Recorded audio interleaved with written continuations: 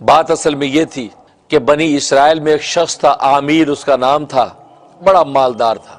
اس کا ایک بھتیجا تھا جو مفلس اور غریب تھا۔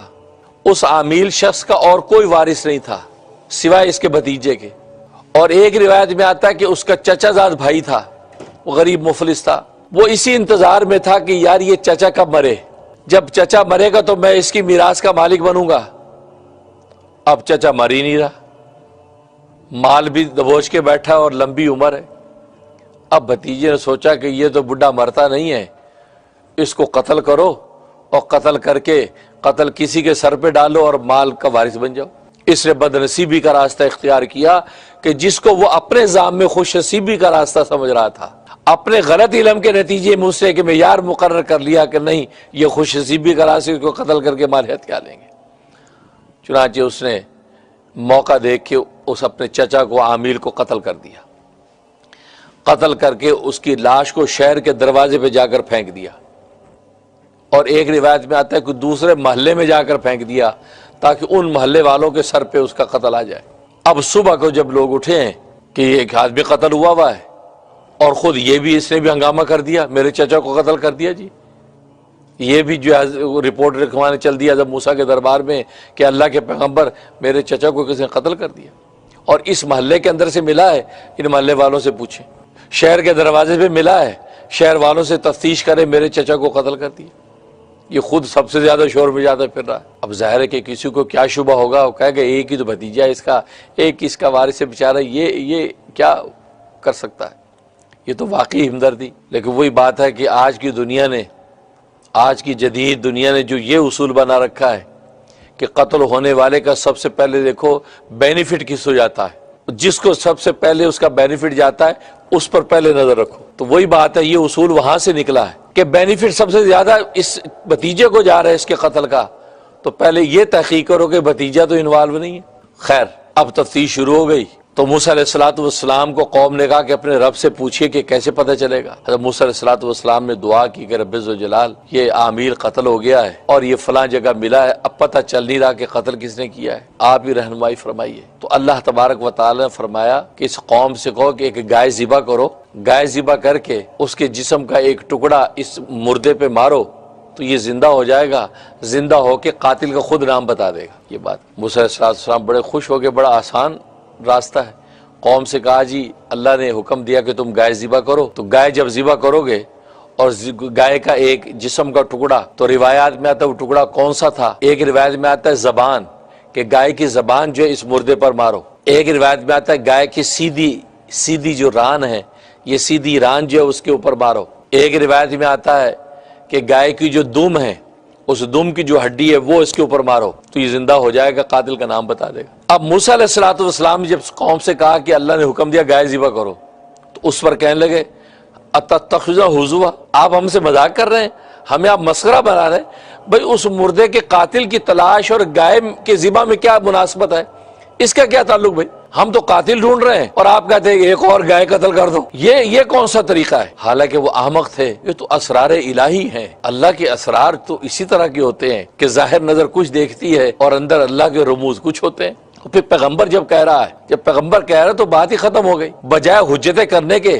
سیدھے گائے ذبح کر دو، اور اس میں اللہ تبارک و تعالی بقرہ یعنی نکرہ ذکر کیا، کوئی بھی گائے ذبح کر دو۔ اس لیے حدیث میں فرمایا کہ یہ کوئی بھی گائے ذبح کر کے جب لے آتے تو وہ اسی سے کام بن جانا تھا، لیکن اب انہوں نے یہ سوچا کہ یار یہ حجتیں کرنے لگ گئے کہ یار یہ گائے جو ذبح کریں اس کی کوئی چیز جو ہے مردے پہ مارے گی زندہ ہوگا، اس کا مطلب کوئی عام گائے نہیں ہوگی، کوئی خاص گائے ہوگی جس کو کوئی خاص اوصاف ہوں گے، ایسی کوئی گائے ہوگی، تو اس پر انہوں نے سوالات شروع کر دی۔ تو خیر، تو حضرت موسیٰ علیہ السلام نے فرمایا کہ قال اعوذ باللہ ان اکون من الجاہلین، جب انہوں نے کہا کہ آپ ہمارا مذاق بنا رہے ہیں، تمسخر کر رہے ہیں، یہ کیا بات ہوئی گائے ذبح کریں، تو آپ فرمایا قال اعوذ باللہ، میں پناہ مانگتا ہوں اللہ کی اس بات سے کہ میں جاہلوں میں سے ہو جاؤں۔ یہاں تو اللہ کے اسرار الہی کا بیان ہے اور اس حکمت کی حقیقت کو کھولنا ہے کہ یہ قاتل کون ہے، یہاں یہ کوئی مذاق کا موقع ہے کہ میں مذاق کر رہا ہوں؟ ہاں مذاق کا اپنا ایک مقام ہوتا ہے، موقع ہوتا ہے، لیکن یہ موقع مذاق کا نہیں ہے۔ تم نے مجھے کہا کہ اللہ سے دعا کرو کہ پتہ کرو، میں نے اللہ سے دعا کی، اللہ نے مجھے بتا دیا کہ گائے ذبح کرو، یہ کوئی مذاق کا محل ہے؟ میں جاہلوں میں سے ہوں؟ تو گویا کہ موسیٰ علیہ السلام نے کنایتاً یہ تعریض کی ہے ان کے اوپر کہ یہ جو تم تعجب کر رہے ہو اس بات پہ، اور جی گائے ذبح کریں، یہ کیا مذاق ہے؟ تو حقیقت میں یہ تمہارا یہ سوال یہ جاہلانہ سوال ہے، کہ یہاں تو اسرار الہی پر گفتگو ہو رہی ہے، یہاں تو اللہ کے رموز کھولے جا رہے ہیں، یہاں تو ظاہر پر فیصلے نہیں، یہ تو باطن میں سے کیا خبر نکلے گی تم سوچ بھی نہیں سکتے ہو، اور یہاں پر تم مجھے کہتے ہو مذاق بنا رہے ہو، تو یہ جاہلانہ بات ہے۔ تو گویا کہ جہالت تم کر رہے ہو، جہالت میں نہیں کر رہا ہوں، میں تو اللہ تبارک و تعالیٰ کا جو امر تھا وہ تم میں پہنچا رہا ہوں، یہ بات کہی۔ اس کے بعد انہوں نے پھر وہی سوالات شروع کر دیا، اچھا جی ٹھیک ہے، آپ سیریس ہیں، آپ مذاق نہیں کر رہے ہیں، تو پھر اس گائے کے بارے میں ہمیں سمجھ میں نہیں آ رہا، آپ ذرا کچھ تفصیلات بتائیے۔ کہا قالوا ادع لنا ربک یبین لنا ما ہی، تو قوم کہنے لگی کہ آپ اللہ سے اپنے رب سے دعا کیجئے کہ وہ ہمارے لیے اس چیز کو واضح کر دے کہ وہ گائے کیسی ہو، کیونکہ انہوں نے سوچا کہ یہ کوئی عام گائے نہیں ہوگی، کوئی خاص گائے ہوگی، اس گائے کی کوئی صفت بیان کر دے، کوئی حالت بیان کر دے، کیسی گائے ہو۔ قال انہ یقول انہا بقرۃ، تو موسیٰ علیہ السلام نے فرمایا کہ اللہ تبارک و تعالیٰ کہتا ہے کہ وہ ایک گائے ہے ایسی کہ لا فارض، نہ تو بہت بوڑھی ہے، ولا بکر، نہ بن بیائی ہے، نہ بہت جوان ہے، نہ بہت چھوٹی ہے، نہ بہت بوڑھی ہے، اوان بین ذالک، ان دونوں کے درمیان ہے، ان دونوں کے درمیان کی اس کی عمر ہے، بس ایسی گائے چاہیے۔ فَفَعَلُوا مَا تُؤْمَرُونَ، بس جو حکم دیا گیا کر گزرو۔ بس اتنی سی علامت بھی سن کے وہ گائے کو ذبح لا کے ذبح کر دیتے تو کام بن جاتا، لیکن اب پھر وہ اگلا سوال، اب یہ حجتیں کیوں کر رہے تھے؟ اس میں ایک وجہ یہ تھی کہ چونکہ وہ جو تفتیش کروا رہا تھا بھتیجا، وہ خود چونکہ اس میں انوالو تھا، وہ اس کو ٹال رہا تھا، کیونکہ اس کو خطرہ تھا کہ وہ اگر یہ مقتول جو اٹھ گیا تو نام میرا ہی لے گا، اور یہ پیغمبر کا معاملہ اس میں شامل ہو گیا ہے تو نام تو میرا ہی آنا ہے، تو اب کسی نہ کسی طریقے گائے کے بہانے سوال کر کر کے نہ بات کو ٹالیں، تو وہ اصل میں حجتیں پیدا کر رہا ہے۔ تو ساری قوم بھی ساتھ لگ گئی، ہاں جی بات صحیح ہے، بتائیں کیسی گائے ہو، اور جی نہ بوڑھی ہو نہ زیادہ جوان ہو، درمیانی عمر کی ہو۔ پھر ساتھ ہی اللہ نے کہا فَفْعَلُوا مَا تُؤْمَرُونَ، جو کہہ دیا کر گزرو۔ ظاہر ہے کہ اس میں اشارہ کر دیا کہ امتثال امر، اللہ تبارک و تعالیٰ کا جب امر آ جائے تو اس کے پورا کرنے میں جلدی کرو، اس کے میں زیادہ سوچ بچار نہیں کرو۔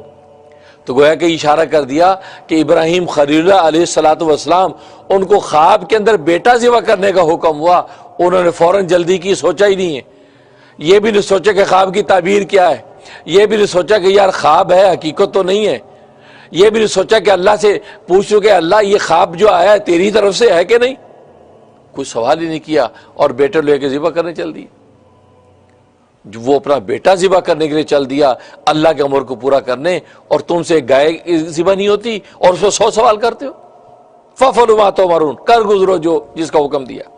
قالوا، بولے، قالوا ادع لنا ربک یبین لنا ما لونھا، کہا کہ آپ اپنے رب سے دعا کیجئے کہ وہ ہمارے لیے اس بات کو واضح کر دے کہ اس کا رنگ کیسا ہو، کیسے رنگ کی گائے ہو۔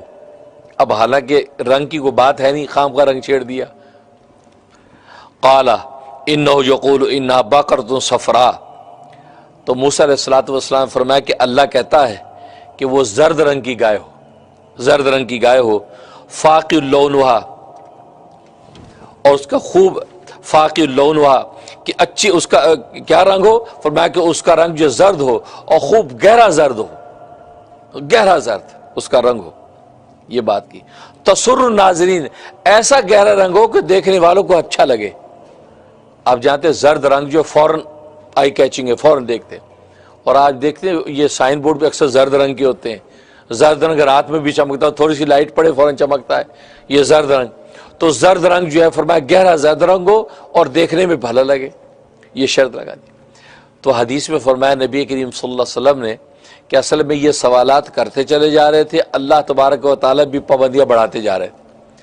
حالانکہ اللہ کے علم کے اعتبار سے تو یہ تھا کہ کوئی بھی گائے ذبح کر دیتے تو بس اس پر جو ہے فیصلہ ہو جاتا، لیکن انہوں نے جب سوالات کرنا شروع کر دیے تو اللہ تبارک و تعالی بھی پابندیاں بڑھا رہے ہیں۔ تو گویا کہ اس میں اس بات کی بھی تعلیم تھی کہ زیادہ سوالات نہ کرو، اللہ کا ایک امر آ جب اس پر فیصلہ کر دو۔ اب انہوں نے جب سوالات بڑھائے تو اللہ کی طرف سے بھی پابندیاں بڑھنے لگی۔ تسر ناظرین، کہنے لگے کہ آپ دعا کیجئے اپنے رب سے کہ وہ ہمارے لیے اس بات کو واضح کر دے کہ ماں ہی وہ گائے کیسی ہو۔ گویا کہ سوال ریپیٹ کیا، سیم سوال، پہلے والا سوال ریپیٹ کیا، ماں ہی، پہلے بھی ماں ہی کہا تھا، اب بھی وہی کہا۔ کیا مطلب؟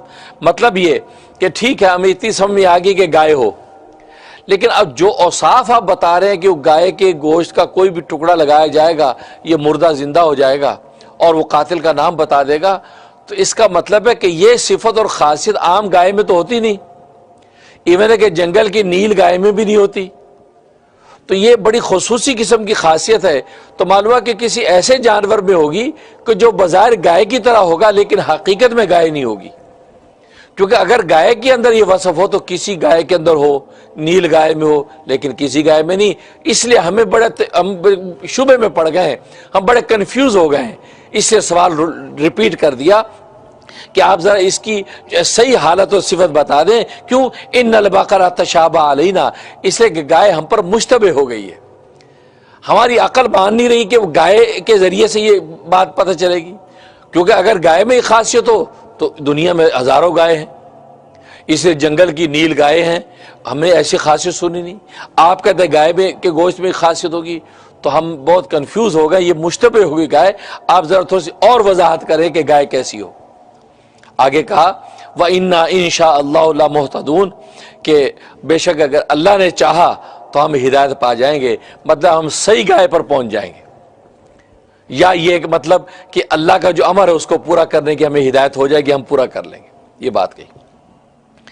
اس پر جو ہے حضرت موسیٰ علیہ السلام فرمایا قال انه يقول انا بقرۃ لا ذلول تثير الحرث۔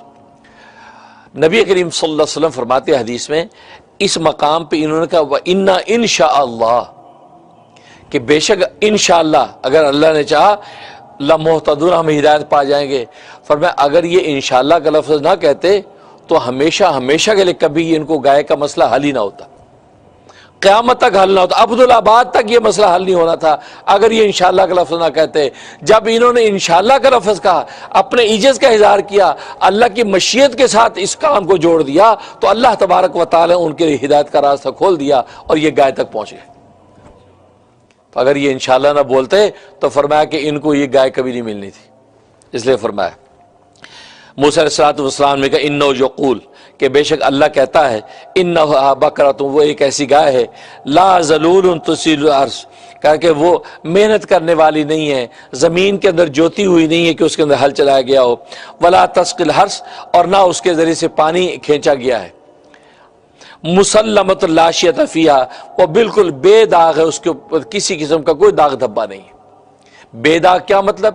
ایک مطلب یہ کہ کام کاج کے جو داغ دھبے لگ جاتے ہیں گائے پہ، اس قسم کا کوئی داغ دھبا نہیں ہے، کیونکہ جس کو ہل میں جوت دیا یا پانی راہٹ پہ لگا دیا پانی نکالنے کے لیے، اس کے اوپر ظاہر رسے وسے باندھے جائیں گے، وہ رسوں کا داغ دھبا ہے، وہ ہل کا جو ہے ہل کا پھالا لگا دیا اس کا داغ دھبا، تو کام کاج کے داغ دھبے لگ جاتے ہیں۔ لیکن یہ ایسی ہے کہ اس کو نہ ہل چلانے میں جوتا گیا نہ پانی کھینچنے میں جوتا گیا، کہ اس کے اوپر کام کاج کا کوئی داغ دھبا نہیں ہے، ایک مطلب یہ۔ اور ایک مطلب یہ کہ کوئی داغ دھبا اس پہ نہیں ہے، مطلب زرد رنگ کے علاوہ کوئی اور رنگ کا دھبا اس پہ نہیں ہے، خالی زرد رنگ ہے، یہاں تک کہ اس کے سینگ اور کھر بھی زرد رنگ کے۔ اب کیا کہا قوم نے؟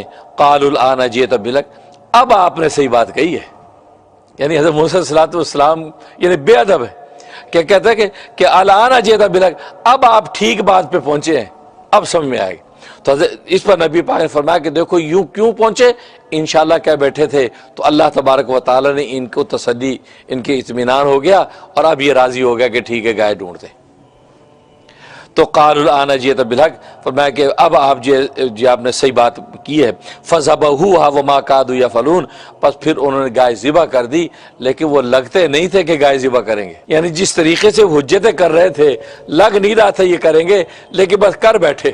اس پر نبی پاک نے فرمایا کہ انشاءاللہ جو کہہ دیا تھا اللہ تبارک و تعالی اس کی برکت سے ان کو یہ ہدایت عطا فرما دی کہ انہوں نے گائے ذبح کر. تفسیر مدارک میں لکھا ہے کہ ایک روایت میں آتا ہے کہ یہ 40 سال گائے کو ڈھونڈتے رہے, 40 سال کے بعد گائے ملی. ایک روایت میں یہ بھی ہے اور عجیب بات ہے. فَذَبَحُوهَا مَا كَادُوا يَفْعَلُونَ. اب یہ گائے ملی کیسے؟ ہوا یہ کہ بنی اسرائیل کے اندر ایک نیک صالح شخص تھا, وہ بوڑھا ہو گیا, اس کا ایک چھوٹا سا ایک بچہ تھا, اس کی ایک جو ہے وہ گائے کی بچھیا تھی اس کے پاس. اب اس نے سوچا کہ بچہ چھوٹا ہے اور بیوی میری بیوہ ہو جائے گی اور وہ یہ اس بچیوں کو کون سنبھالے گا. وہ اس بچیا کو جنگل میں لے گیا اور جا کے کہا اے اللہ اس بچیا کو میں تیرے پاس امانت رکھتا ہوں, میرا بچہ بھی چھوٹا ہے, جب وہ بڑا ہو جائے گا تو اے اللہ یہ امانت جو ہے میرے بچے کو پہنچا دیجیے گا. یہ کہہ کے اس کو جنگل میں چھوڑ دی. اور ظاہر ہے کہ جیسے حدیث میں آتا ہے اللہ کے پاس امانت رکھے وہ ضائع کیسی ہوگی, پاسبل نہیں. اب وہ جنگل کے اندر گائے پلتی رہی یہاں تک کہ پوری گائے بن گئی. اور کہتے ہیں کہ کوئی بھی شخص اس کے قریب جاتا تو بھاگ جاتی تھی, کوئی جانور قریب آتا تو بھاگ جاتی تھی. یہ اس کی کیفیت اور حالت تھی. تو اس طریقے سے جو ہے وہ گائے جنگل میں پلتی رہی. اب یہاں تک کہ گائے جو جوان ہو گئی, اب وہ جو بچہ تھا وہ اتنا خودگزار اور نیک صالح تھا کہ اس نے اپنی پوری رات کے 3 حصے کر رکھے تھے. ایک رات کے حصے میں اللہ کی عبادت کرتا, دوسرے حصے میں آرام کرتا, اور تیسرے حصے میں ماں کے پاس بیٹھا رہتا. صبح تک ماں سوری اس کے پاس بیٹھا رہتا. پھر دن کے سویرے میں جنگل میں جا کے لکڑیاں کاٹ کے لاتا ہے, بازار میں بیچتا ہے. تو جو اس کو آمدنی ہوتی اس کے 3 حصے کرتا ہے.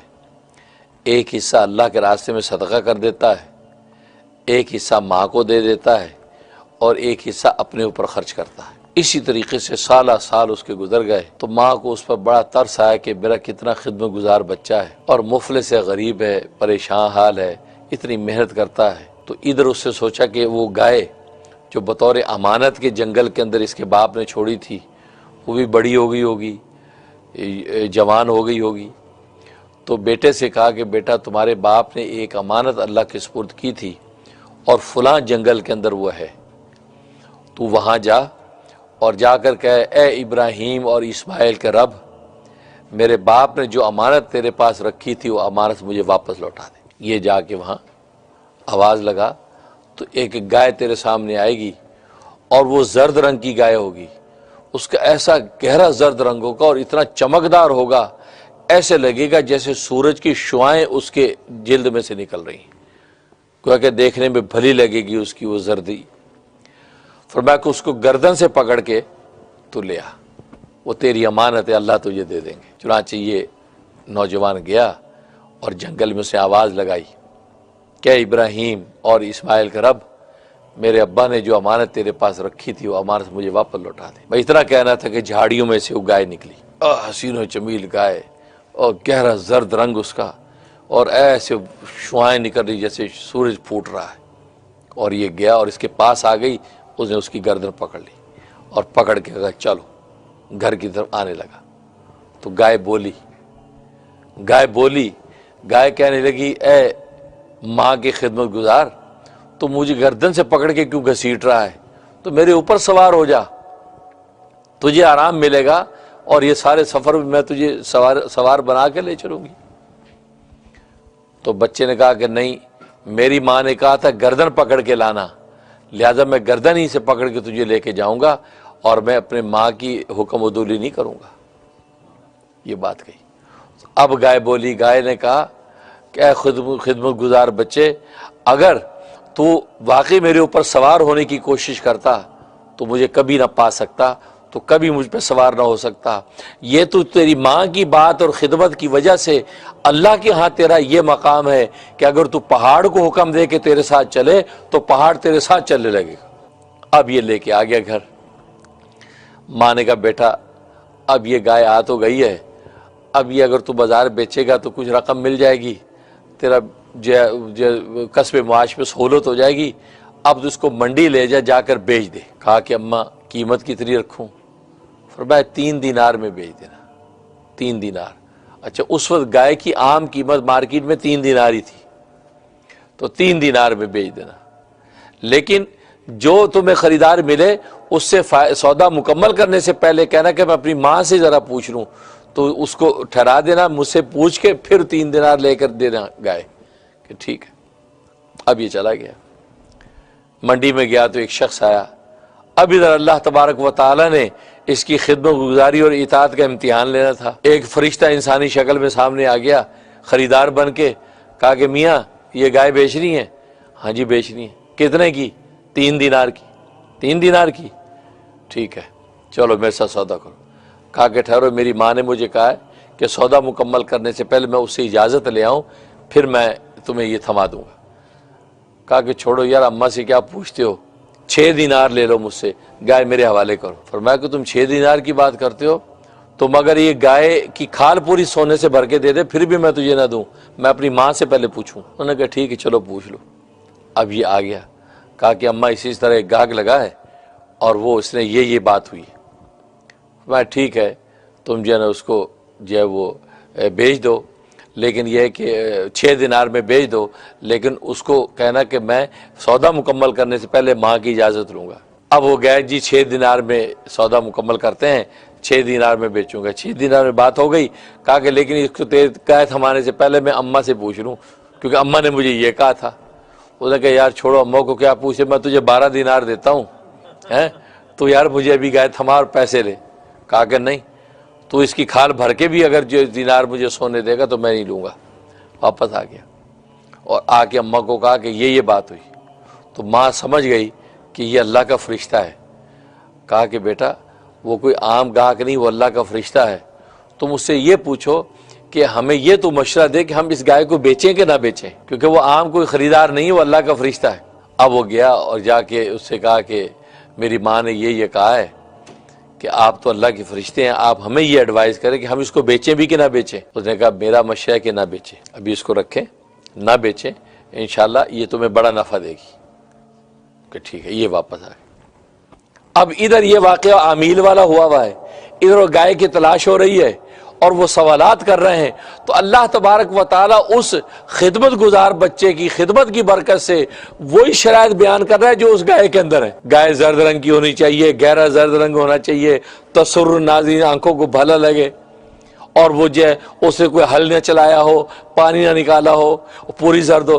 تو اللہ اس گائے کو دیکھ کے اوصاف بیان کر رہا ہے، کیونکہ اللہ نے اس بچے کا بھلا کرنا تھا، یتیم کا۔ دیکھو یہ اللہ کے لطف و عنایت کیسے کام کرتی ہے۔ اب جناب ادھر یہ گائے تلاش کرتے کرتے یہاں اس بچے تک پہنچے۔ کہا کہ بھی یہ گائے جو ہے، یہ اس میں دیکھا سارے اوصاف موجود ہیں۔ کہا کہ یار یہ تو گائے ہم تو منہ مانگی قیمتوں میں دیں گے۔ وہ کہا جی کتنی دو گے؟ کہا کہ اس گائے کی کھال پوری سونے سے بھر کے دیں گے۔ تو ماں نے کہا بیٹا سودا کر لو۔ یہی وہ راز تھا کہ فرشتے نے کہا تھا کہ نہ بیچنا، کیونکہ یہ تو پوری گائے سونے کے بھاؤ بکے گی۔ لہذا وہی ہوا کہ وہ گائے لے لی اور اس گائے کو ذبح کیا گیا اور اس کی کھال بھر کے سونا جو ہے وہ اس بچے کے حوالے کیا گیا کہ جس نے ماں کی خدمت کی، اس ماں کی خدمت کی برکت سے اللہ نے دنیا اس کی خوشحال کر دی اور آخرت کی نجات تو ہے ہی ہے۔ اور ادھر وہ گائے ذبح ہو گئی۔ اب موسیٰ علیہ السلام نے جیسا کہ مختلف اقوال ہیں، اس کی زبان کو فرمایا کہ اس کی زبان کو اس مردے پر مارو۔ اس کی زبان جب مردے پہ ماری گئی تو وہ کھڑا ہو گیا، زندہ کھڑا ہو گیا، اور اس نے اس بھتیجے کا نام لیا کہ مجھے میرے بھتیجے نے قتل کیا۔ یہ کہا اور لڑکھڑا کے گر گیا، اور بھتیجے کو پکڑ لیا اور ظاہر ہے کہ اس نے اقرار کر لیا، مان لیا کہ کیا احوال تھے، کس وجہ سے قتل کیا، اور قصاصاً پھر اس کو قتل کیا گیا۔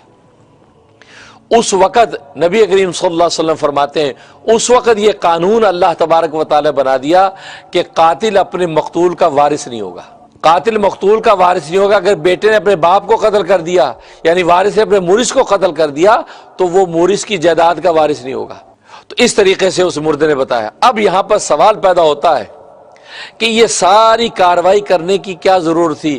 اللہ تبارک و تعالی وحی کے ذریعے سے موسیٰ علیہ السلام کو قاتل کا نام بتا دیتے، یہ فلاں قاتل ہے، اور اس کو پکڑ لیتے۔ یہ گائے ذبح کروائی، یہ پورا ایک جو ہے پروسیس کروایا، آخر اس میں کیا راز ہے؟ اس کا جواب یہ ہے کہ اگر موسیٰ علیہ السلام وہ بذریعہ وحی بتا دیتے کہ فلاں قاتل ہے تو لوگوں کو یقین نہ آتا، خاص وہ خود قاتل جو ہے سب سے پہلے اعتراض کرتا، یہ کیا بات ہوئی، آپ کس بیس پہ یہ بات کر رہے ہیں، آپ کس بیس پہ یہ بات کر رہے ہیں کہ بھی میں نے قتل کیا ہے۔ وہ اللہ کی وحی کا بھی انکار کرتے، اللہ کی وحی کا بھی انکار کرتے۔ اس لیے اللہ تبارک و تعالیٰ نے ایک ایسے شخص کے ذریعے سے کہ جو عالم برزخ میں چلا گیا، عالم آخرت میں چلا گیا، عالم غیب دیکھ کر آیا ہے، عالم غیب کو دیکھ کر واپس دنیا کے اندر آیا ہے، اس سے جھوٹ کا امکان نہیں ہے، اس سے جھوٹ کا جو ایک کی تہمت اس پہ نہیں لگائی جا سکتی۔ وہ تو عالم غیب سے آ کر اب آپ کو اطلاع دے رہا ہے، لہذا اس کی بات کے اندر صداقت ہی صداقت ہے، اور وہی کے ذریعے سے موسیٰ علیہ الصلوۃ والسلام کو بتا دیا گیا کہ ہاں یہ بالکل سچ بات کہہ رہا ہے، لہذا اس وجہ سے اس قاتل کو اس کے لیے متعین کر کے اس کو قصاصاً قتل کیا۔